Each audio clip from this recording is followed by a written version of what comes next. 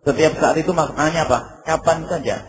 Tapi makna kapan saja kok dibatasi? Boleh bergembira, mengadakan perayaan kapan saja, asalkan jangan di bulan Maulid. Ini kan yang bingung. Asalkan jangan di bulan Maulid, bagaimana? Justru di bulan Maulid ini harus lebih khusus, karena berkenaan dengan kelahiran Nabi Muhammad, yang Nabi Muhammad menyebut, Fihi wulidtu. Kemudian, kegembiraan ini harus punya makna. Bukan sekedar gebiar saja. Jangan sampai kita yang ikut merayakan perayaan Maulid Nabi, akan tapi hati kita tidak nyambung kepada Nabi Muhammad SAW. Ini juga bermasalah. Dia tidak mengambil manfaat faedah, akan tapi berangkat dari gembira lalu membuat satu aktivitas. Bukan rame gawenya, tapi maknanya tidak ada.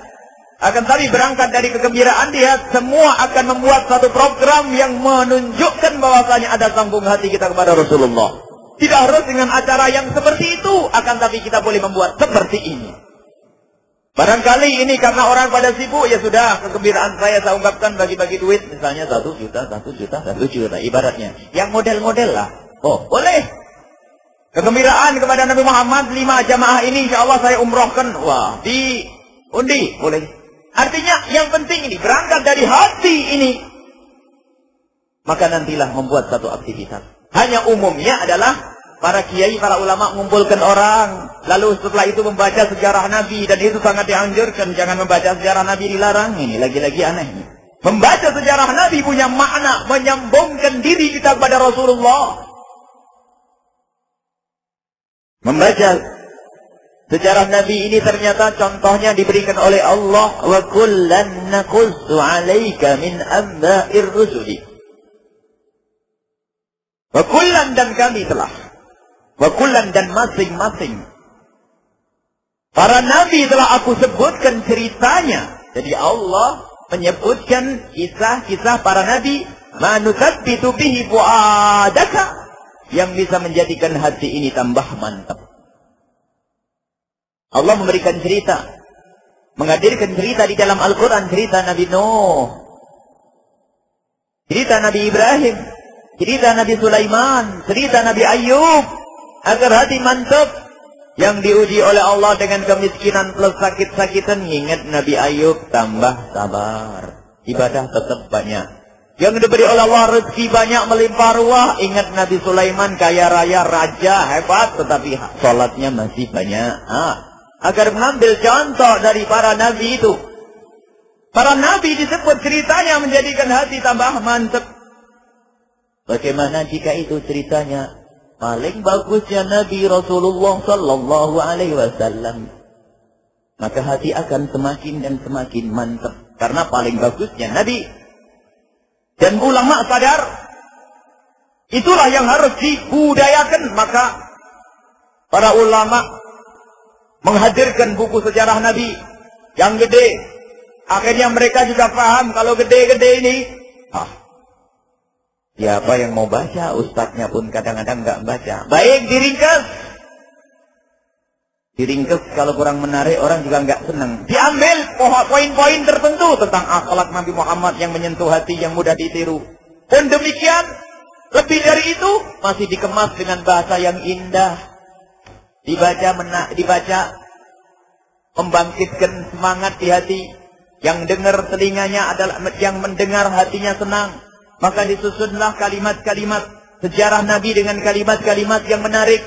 Muncullah Dibai, muncullah Barzanji, muncullah Simtudurar, muncullah buku-buku sejarah Nabi ringkas yang bisa dibaca dalam sesaat selesai. Besok diulang lagi selesai. Kalau buku gede ngelihat tebelnya males, ntar aja. Baru membaca faslun babun selesai, capek ngantuknya. Tapi kalau dibaca dengan bahasa yang, kalau dibaca serempak bareng-bareng, terus kita selesai dalam waktu sesaat, 1 jam, 2 jam, maka ada semangat baru ini. Inilah yang dilakukan oleh para ulama. Jazahumullah khairan katsira. Semoga Allah memberikan balasan amal pahala yang besar kepada para ulama yang cinta kepada kita. Lihat. Jadi kegembiraan kepada Nabi Muhammad harus dibangkitkan. Dan kami juga menghimbau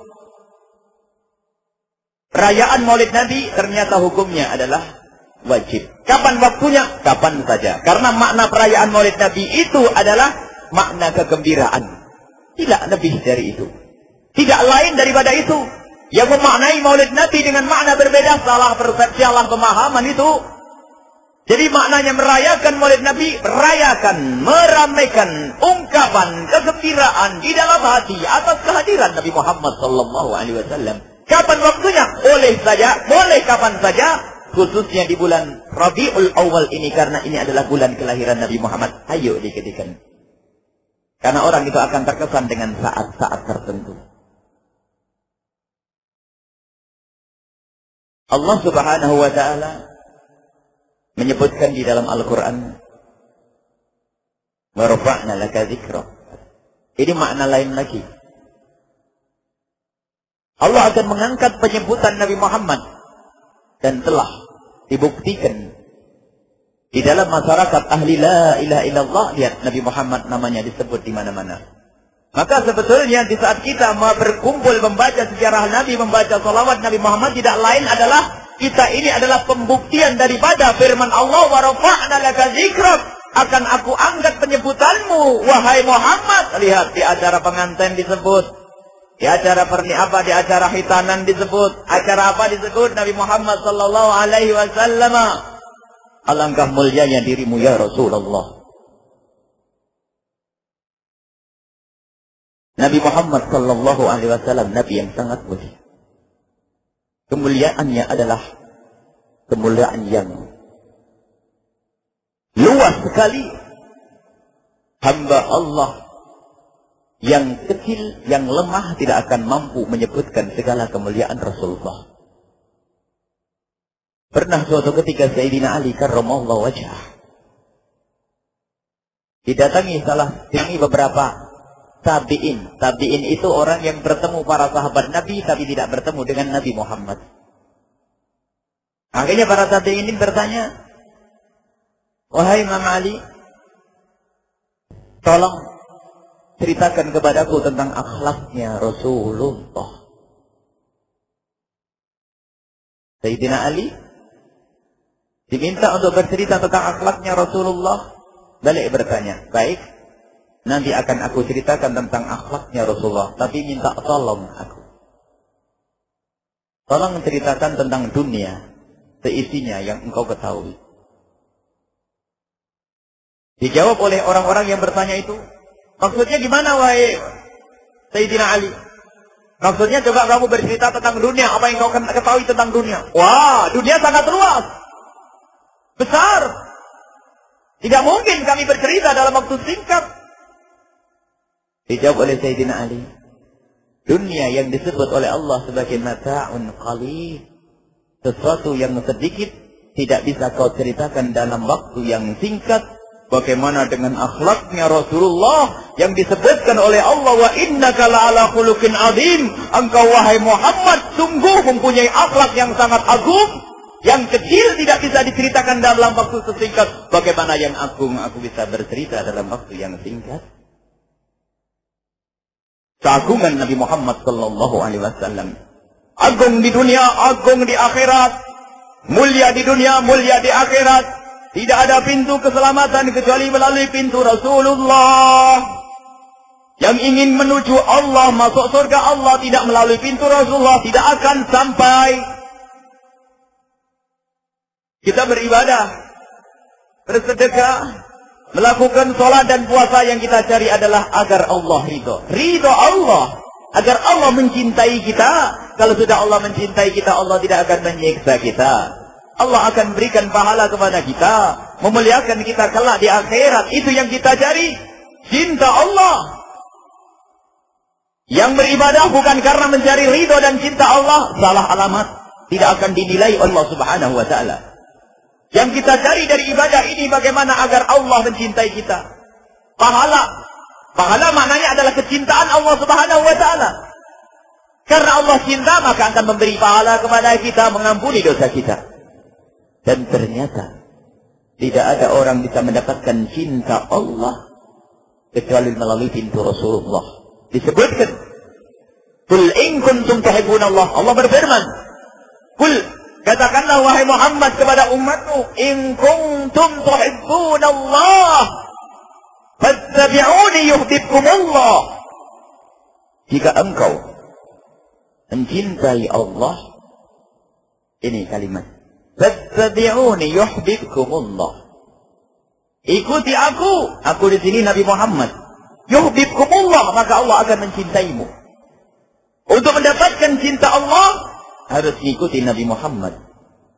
Ingin mendapatkan ridha Allah, lewat pintu Nabi Muhammad. Ya Rasulullah, alangkah mulia dan agungnya dirimu untuk mendapatkan kecintaan Sang Pencipta Allah Subhanahu wa taala. Harus lewat pintu dirimu ya Rasulullah. Ikuti Nabi Muhammad. Tidak akan seseorang mendapatkan kecintaan dari Allah kecuali mengikuti Nabi Muhammad sallallahu alaihi wasallam.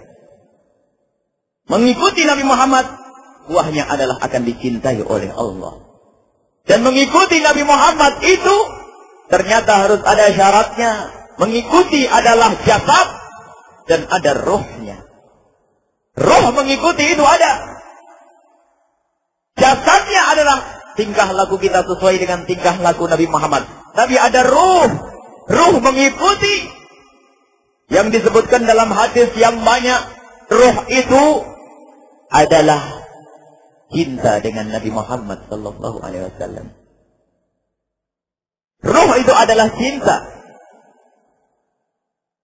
Sehingga harus kita pahami. Orang mengikuti Nabi Muhammad belum tentu cinta. Mencintai Nabi Muhammad pasti mengikuti. Orang mengikuti Nabi Muhammad belum tentu cinta. Yang cinta pasti akan mengikuti. Mau tidak mau.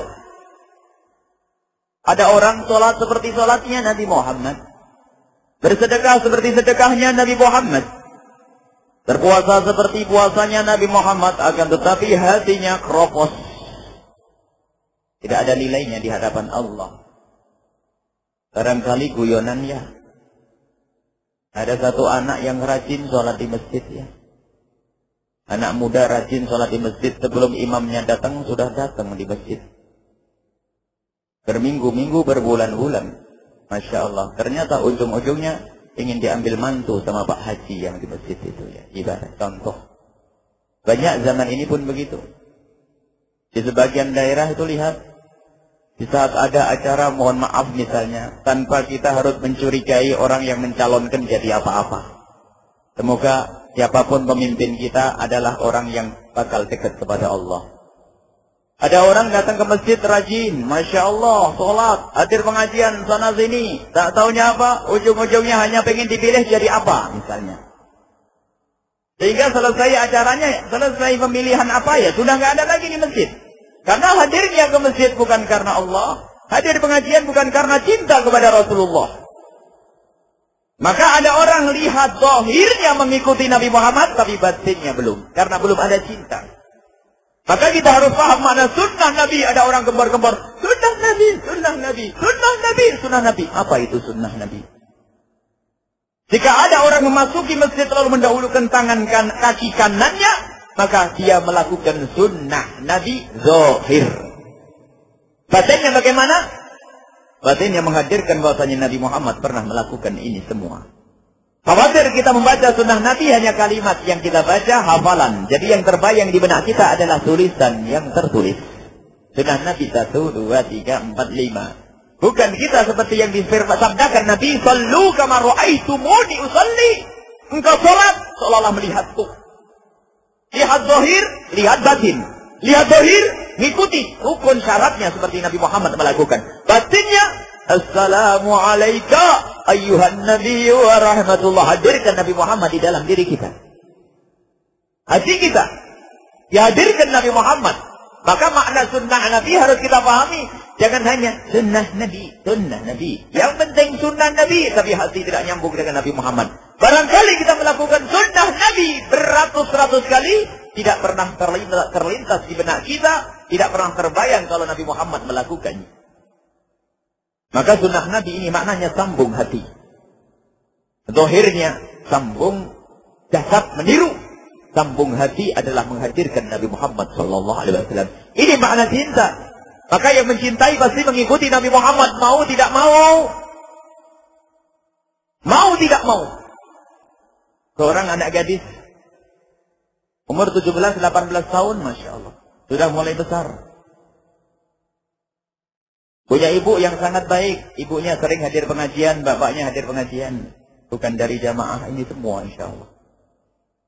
Hadir pengajian tapi anaknya ditinggal di rumah. Ya, kalau sudah tinggal di rumah itu mesti lain-lain yang dilakukan. Ya, hobi dengan guru besarnya yang bernama sinetron. Ya, ibunya ngaji, rajin ngaji. Abahnya juga rajin ngaji, cuman sayangnya ditinggal di rumah anak-anaknya nih. Bukan jamaah di sini, insya Allah. Ditinggal di rumah, sudah belajar dengan guru sinetron itu. Ustaz sinetron, rajin, iktikaf di situ, nggak kedip matanya. Oh, semuanya mas. Sampailah kagum dengan salah satu cerita. Bahkan kagum dengan salah satu pemerannya. Kalau memang seandainya itu adalah sesuatu yang ada pendidikannya, drama Islam dikemas dengan Islam, akhlak yang mulia. Tapi ini bukan. Yang ditonton adalah sesuatu yang mengajarinya kurang ajar. Terkagum dengan salah satu tokohnya, sama-sama wanitanya sebetulnya. Tapi kekaguman, kecintaan sudah mulai muncul ya. Tidak ada berita di koran tentang orang tersebut, tentang tokoh di dalam sinetron itu, kecuali koran itu harus dibeli. Tidak ada gambar baru yang dijual di pasar-pasar kecuali harus punya. Tidak ada apapun yang berhubungan dengan bintang atau tokoh itu kecuali dia harus membelinya, memilikinya. Sehingga di saat dia harus potong rambut, lihat potong rambutnya adalah gaya model tokoh tersebut. Beli baju pun seperti bajunya tokoh tersebut. Kalau kita lihat lenggak-lenggoknya, barangkali ada yang mengintip di kamarnya, lihat lenggak-lenggoknya rupanya latihan niru gayanya orang tersebut. Sampai kalau ngomong niru. Sehingga di saat dibilang oleh temannya, aduh, kamu sekarang semakin mirip dengan artis itu atau dengan bintang itu. Mohon maaf jika kami menyebut artis tanpa merendahkan artis. Yang soleh-solehah ada. Ini artis dalam contoh. Aduh, kamu semakin mirip dengan artis. Dengan artis itu. Bangganya setengah mati. Wajahnya berubah hijau kuning. Wah, tersipu-sipu. Padahal semua orang tahu artisnya putih, dianya adalah coklat misalnya. Akan tapi muncul kegembiraan di dalam hatinya. Kenapa? Ada cinta. Niru, niru. Karena cinta, niru. Mau tidak mau. Maka kalau ada orang mengaku cinta tidak niru, itu pasti bohong. Orang ngaku cinta nggak mau niru, diperintah nggak mau, dilarang masih melanggar, bohong. Barangkali perlu disederhanakan dalam sebuah contoh. Sebuah rumah tangga. Suami istri yang konon saling mencintai, lihat. Masa suami sambil melengker, yang penting aku cinta padamu deh. Ada enggak? Mencaci maki, jangan didengar omonganku, yang penting aku cinta padamu. Caci maki sudah terdengar. Tempelengan mendarat di pipi, tendang katanya cinta, bohong. Gak mau patuh. Seorang wanita menyanjung suaminya, tuh suamiku. Kita ini harus benar-benar saling mencintai. Iya dong, hidup kalau tidak saling mencintai tidak enak. Aku pun begitu. Cintaku kepada abang cinta yang luar biasa. Alhamdulillah. Ini harus abang syukuri. Dan saya pun bersyukur punya abang mencintai adik. Tapi ketahuilah cinta adik cinta yang luar biasa. Cinta adik adalah cinta yang luar biasa. Masa bener deh. Oh, abang kalau nggak percaya, segede apapun masih gede cintaku pada abang. Baik. Tidak lama kemudian jam 11 malam, dandan. Mau kemana, Dek? Mau keluar, Bang, cari angin. Malam-malam, jam 11, jam 12. Sudahlah, Bang, jangan banyak ngomong. Yang penting aku cinta sama abang, biarin saya keluar. Dilarang, masih berontak. Abang ini masih gak percaya dengan cintaku pada abang. Jangan main larang, yang penting aku cinta, cukup, Bang. Bohong itu orang. Kalau cinta akan patuh, dikasih tahu, akan segera mendengar. Kalau orang mencintai pasti mengikuti, tapi yang mengikuti belum tentu cinta. Maka ini yang harus kita bangun, kecintaan. Kepada Rasulullah ada tandanya orang mengikuti Nabi Muhammad. Yang mengikuti belum tentu cinta. Jadi kita tadi untuk mendapatkan kecintaan Allah harus mengikuti Nabi Muhammad. Dan yang mengikuti pun ternyata belum tentu cinta. Jadi ada syarat mengikuti, ada cinta. Dan kecintaan kepada Nabi Muhammad ini adalah modal. Untuk kita lulus. Di dalam perjalanan menuju ridho Allah subhanahu wa ta'ala. Pernah terjadi. Ada sebuah cerita. Berkenaan dengan kecintaan kepada Nabi Muhammad sallallahu alaihi wasallam. Ada sebuah cerita yang terjadi pada zaman Nabi, di saat Nabi Muhammad menyampaikan ceramah beliau, pengajian, memberikan wejangan di sebuah khutbah beliau. Saat itu Nabi Muhammad bercerita tentang hari kiamat yang sangat dahsyat, mengerikan, menakutkan, sehingga para sahabat-sahabat Nabi pada menangis. Dan di antara orang-orang yang menangis itu adalah sahabat-sahabat besar Sayyidina Abu Bakar As-Siddiq, Sayyidina Umar ibn Khattab, Sayyidina Utsman dan Sayyidina Ali. Mereka pada menangis di saat disebut hari kiamat. Dan sungguh mereka memang sangat takut dengan hari kiamat. Bahkan Sayyidina Abu Bakar As-Siddiq pernah suatu ketika mendengar Nabi Muhammad menyebut hari kiamat, menangis lalu melihat kucing dan berkata, sungguh ini lebih bagus dariku. Karena kalau dia mati selesai urusannya. Tapi aku Abu Bakar, jika aku mati maka urusanku ada nanti setelah dibangkitkan. Inilah yang diingat oleh orang-orang besar seperti Sayyidina Abu Bakar, Sayyidina Ali, Sayyidina Umar, Sayyidina Utsman. Menangis di saat mendengar Nabi Muhammad bercerita tentang hari kiamat. Ada orang pegunungan. Barangkali bisa saja kalau kita mau mengangkat derajat kita, ini kelas kita. Orang pegunungan ibadahnya pas-pasan. Mikir, kalau orang-orang besar seperti Sayyidina Abu Bakar, Sayyidina Umar ini pada nangis, takut mendengar berita tentang hari kiamat, lalu bagaimana dengan aku? Aku yang seperti ini, lihat. Begitu takutnya ini. Orang besar saja pada nangis, orang dekat dengan Nabi Muhammad pada nangis, bagaimana dengan aku nanti di akhirat? Bagaimana aku nanti di padang mahsyar? Saking takutnya dan saking takutnya tidak disadari yang mengangkat tangan dan bertanya, "Mata sa'atu ya Rasulullah?" Dalam hadis sahih, kapan hari kiamat akan tiba wahai Rasulullah? Nabi Muhammad menoleh. Maknanya adalah oleh Nabi Muhammad ini orang pada takut, kok ini malah bertanya tentang hari kiamat. Orang pada ketakutan, ini malah bertanya. Barangkali dia punya modal ini, punya bekal. Pak, ibaratnya begitu. Orang pada ketakutan menyebut hari kiamat, disebut hari kiamat, kok engkau malah bertanya? Apakah kamu punya modal? Mada a'dadta laha? Apa yang kau persiapkan untuk menghadapi hari kiamat? Orang ini tambah bingung. Dia bertanya karena merasa dia tidak punya modal, kok malah ditanya oleh Nabi Muhammad, modalmu apa? Tambah bingung, dan di saat kebingungannya ini gemeteran dan dia berkata, "Ya Rasulullah, aku bertanya karena aku tidak punya modal. Sungguh aku tidak punya apa-apa ya Rasulullah kecuali kecintaanku kepadamu ya Rasulullah." Mendengar jawaban orang ini, Nabi Muhammad menghadapkan wajah beliau dan badan seorang tersebut. Menghadapkan wajah dan badan beliau ke orang tersebut, dan Nabi Muhammad tersenyum. Setelah tersenyum memberikan satu kalimat, memberikan kabar gembira yang sungguh sangat membahagiakan orang tersebut sekaligus kita. Kabar gembira untuk orang tersebut dan untuk kita.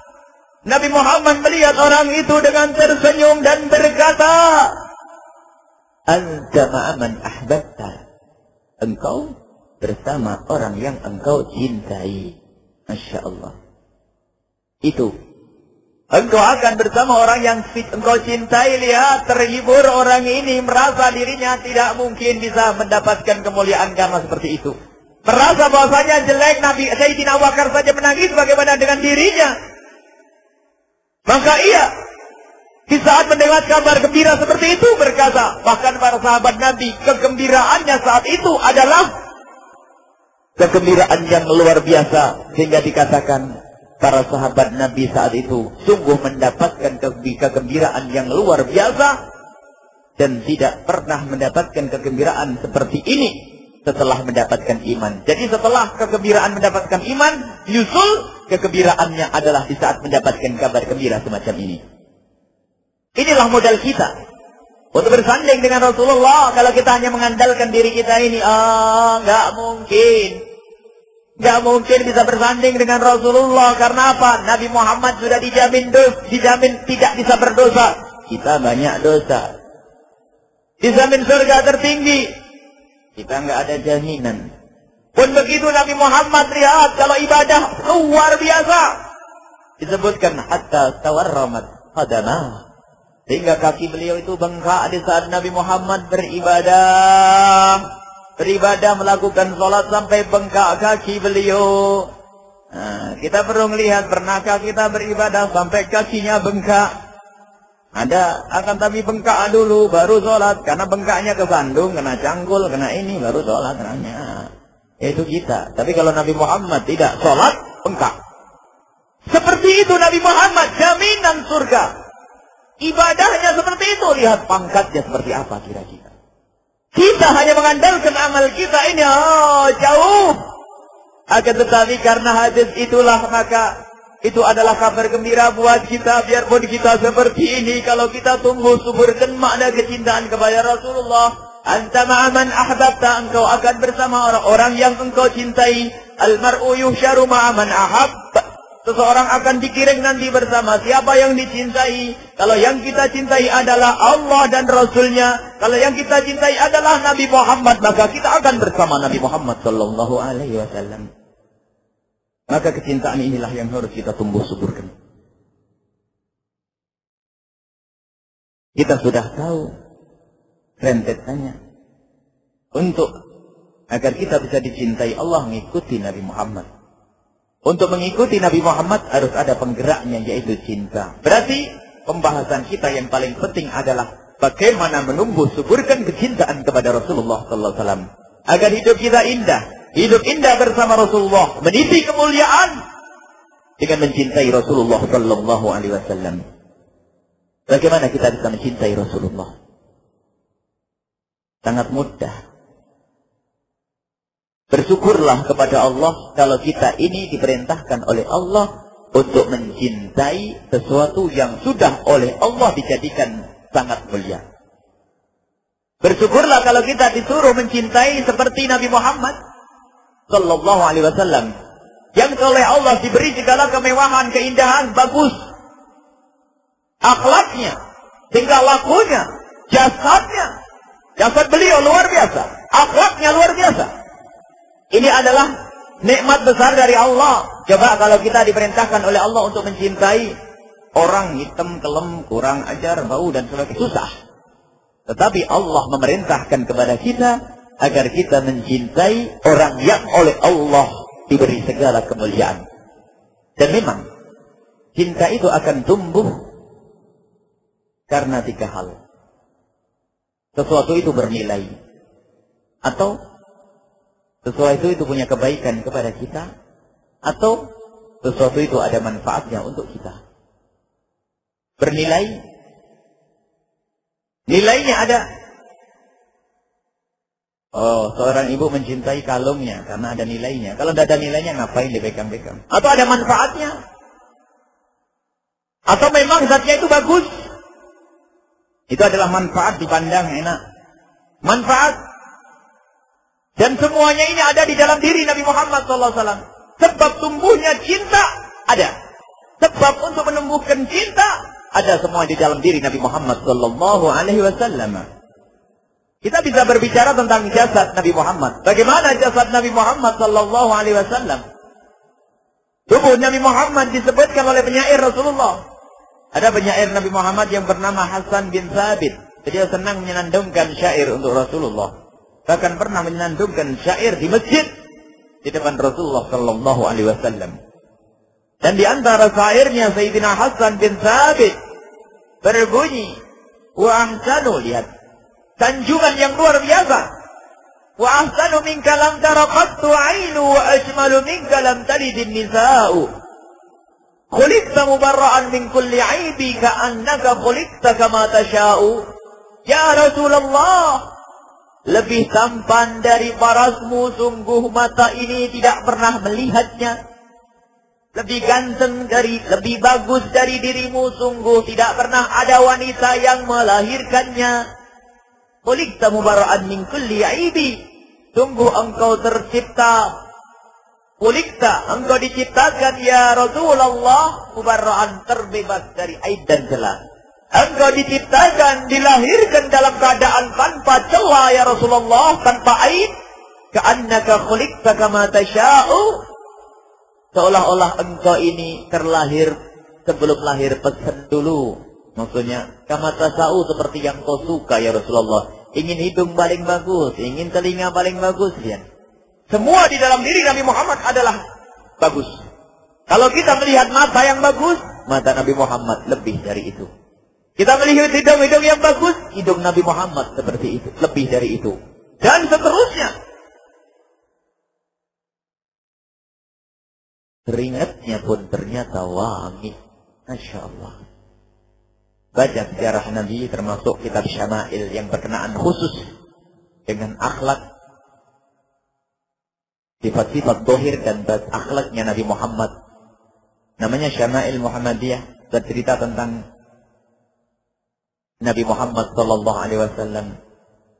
Ada Syama'il Muhammadiyah, Imam Tirmidzi juga punya. Ada Syekh Yusuf Nabhani juga punya. Untuk membangkitkan kecintaan kita kepada Rasulullah. Nabi Muhammad wangi kulit keringat beliau, Masya Allah. Sampai ada salah satu sahabat wanita selalu menyuruh anak laki-lakinya agar di saat Nabi Muhammad tertidur datang ke tempat Nabi Muhammad, membawa botol, menempelkan di tubuh Nabi Muhammad agar kalau ada keringat jatuh menetes di botol. Akhirnya Nabi Muhammad terbangun dan bertanya, untuk apa ini? Aku disuruh ibuku ya Rasulullah. Iya, untuk apa? Akhirnya ibunya didatangkan dan menjawab, ya Rasulullah, mohon maaf, aku mengambil keringatmu untuk aku gunakan, jadikan minyak wangi. Masya Allah. Keringat Nabi Muhammad wangi, sehingga kalau Nabi Muhammad duduk di satu tempat, Nabi Muhammad pergi, wanginya masih tertinggal. Ada orang di saat berbicara begini bingung, hadis yang gak benar ini dasar. Kok bisa? Ini bagaimana? Jangan disamakan dong Nabi Muhammad dengan keringatmu. Beda. Bahkan ada cerita, ada Nabi Muhammad hadis berhijamah, cantuk. Menyuruh satu anak kecil atau satu orang, salah satu sahabat Nabi, tolong buang. Jantuk, darah jantuk. Setelah itu cepat sekali orang ini. Akhirnya, sudah kau buang? Rupanya setengah kaget. Iya Rasulullah. Buang kemana? Diam, curiga Nabi Muhammad. Kau kemana kan? Maaf ya Rasulullah, aku minum ya Rasulullah. Orang mengatakan, lain ini. Ini darahnya Rasulullah sallallahu alaihi wasallam. Memang dia melihat darahnya yang busuk. Ya, tapi ini Nabi Muhammad sallallahu alaihi wasallam. Tidak ada busuk di dalam diri Nabi Muhammad. Bahkan Nabi Muhammad mengatakan, tidak akan tersentuh dirimu oleh api neraka. Masya Allah. Kenapa minum? Bukan karena minum darahnya. Nanti bisa Nabi Muhammad diambil darahnya, bagi-bagi darah. Bukan karena darahnya itu, akan tetapi kenapa dia meminum? Itulah yang menjadikan dia tidak disentuh api neraka. Kenapa orang ini kok diam-diam meminum darah jantuknya Rasulullah? Cinta. Ada cinta di hatinya. Itulah yang menjadikan dia tidak disentuh oleh api neraka. Lihat. Lalat tidak bisa nempel. Kita bingung. Allah, Allah. Manusia ini. Kita ini. Padahal sudah dimacam-macam, wah, dilap dengan berbagai model itu. Diwangi-wangiin, tapi kata lalat, busukmu masih kecium, makanya aku nempel. Nah, itu kita. Tapi Rasulullah lihat, tidak ada busuk, makanya nggak ada lalat yang menempel. Itu dari jasadnya Nabi Muhammad. Sangat mulia. Luar biasa. Jadi secara zahir, bagus. Mungkin sekali untuk menghadirkan makna kecintaan. Adapun masalah kebaikan Nabi Muhammad, ini berbicara sesuatu yang tidak ada ujungnya. Seperti lautan lepas yang tidak berbatas. Bagaimana kita akan bercerita tentang akhlak kemuliaan Nabi Muhammad? Karena Allah sudah menyebutnya. Wa innaka la'ala khuluqin 'adzim. Akhlakmu sangat mulia dan agung. Kebaikan Nabi Muhammad kepada kita, kebaikan yang tidak berbatas. Nabi Muhammad itu sudah dijamin oleh Allah masuk surga, pangkatnya tertinggi. Akan tetapi pun demikian, Nabi Muhammad sangat giat dan bersemangat untuk membawa umat ini kepada Allah. Rela dipukuli, rela disakiti, lihat Nabi Muhammad itu. Padahal sudah dijamin oleh Allah surga tertinggi. Tapi lihat perjuangan Nabi Muhammad untuk menyampaikan asyhadu alla ilaha illallah ke Indonesia Raya ini. Kita bisa bersyahadat ini karena perjuangan Nabi Muhammad. Sadari ini. Kita memang gampang masuk mushola sudah bersyahadat. Kita terlahirkan dari orang tua yang sudah bersyahadat, gampang. Tapi sadarilah bagaimana Nabi Muhammad menyampaikan syahadat. Dipukuli, disiksa, gagraham jatuh, punggung berdarah oleh tombak, kaki dipukuli oleh orang. Masya Allah, itu Nabi Muhammad SAW. Pernah suatu ketika Nabi Muhammad berada di kota Mekah menyampaikan kebenaran. Di depan pembesar-pembesar Mekah. Dan Nabi Muhammad tidak pernah takut. Asalkan itu perintah Allah dilaksanakan. Didampingi oleh putri beliau yang tercinta, Sayyidat Fatimah Az-Zahra, Sayyidat Nisa'il Alamin. Sayyidat Fatimah Az-Zahra menemani Rasulullah yang lagi menyampaikan kebenaran. Dan di saat Nabi Muhammad menyampaikan kebenaran, tiba-tiba di saat itu ada segumpal, ada batu besar yang mendarat di pelipis Nabi Muhammad. Yang karena begitu besarnya batu itu dan begitu kuatnya lemparan itu, sehingga Nabi Muhammad terjengkal ke belakang. Lalu Nabi Muhammad berusaha untuk bisa berdiri lagi, berdiri lagi. Dan Nabi Muhammad masih terus bersemangat menyampaikan pengajian, menyampaikan ceramah beliau. Karena Nabi Muhammad tidak ingin terlihat lemah di depan musuh. Sakit dia, tapi masih segar Nabi Muhammad Sallallahu Alaihi Wasallam. Lihat. Di saat itu sang putri beliau Sayyidat Fatimah Az-Zahra berkata, Abah ada darah di pelipismu, Abah. Di saat Nabi Muhammad mendengar kalimat darah di pelipis beliau, Sayyidina Rasulullah, Nabi Muhammad langsung mengambil serban yang di pundak beliau dan ditempelkan di pelipis Nabi Muhammad dengan tangan yang gemeteran, sehingga Sayyidat Fatimah Az-Zahra bertanya, Abah takut dengan darah? Dijawab oleh Nabi Muhammad, tidak wahai putriku, aku tidak takut dengan darah, akan tetapi aku takut jika darah ini jatuh ke bumi, lalu bumi marah kemudian mengutuk orang yang melemparku itu. Insya Allah. Tidak ingin ada orang yang tersiksa. Tidak ingin ada orang yang masuk neraka. Itu Rasulullah Sallallahu Alaihi Wasallam. Kalau ada ustadz di zaman ini dijamin surga, kira-kira apa yang dilakukan esok hari? Ngapain? Tidur, makan, tidur. Kan sudah dapat surga ya. Tapi Nabi Muhammad tidak, yang dipikir adalah umat beliau. Bahkan pernah suatu ketika Nabi Muhammad masuk kampung yang namanya kampung Taif. Nabi Muhammad masuk ke situ untuk menyampaikan kebenaran, bukan untuk minta duit, bukan untuk cari makan. Akan tapi Nabi Muhammad ke situ adalah untuk mengajak orang lain, mengajak umat Taif, kampung Taif agar mendapatkan hidayah, agar kenal Allah, agar selamat kelak di akhirat. Akan tetapi ternyata kebaikan Nabi Muhammad tidak disambut oleh mereka dengan kebaikan, akan tetapi ternyata malah dipukuli Nabi Muhammad. Nabi Muhammad masuk ke kampung Taif, semua gang-gang ditutup, dijaga, dan Nabi Muhammad di situ dikerumuni oleh anak-anak kecil, dikerahkan oleh mereka anak-anak kecil membawa sandal batu untuk melempar wajah Nabi Muhammad Sallallahu Alaihi Wasallam.